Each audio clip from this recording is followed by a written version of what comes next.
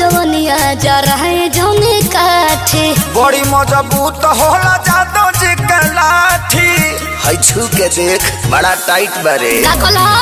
छोरहर जवनिया से करे जौने खेल जी लाठी में बहुत है पियावल हो तेल जी होल बराई फल के नली नली हट मार दे हम बोली तो छेदत निकली है यही रे के चलल बा यही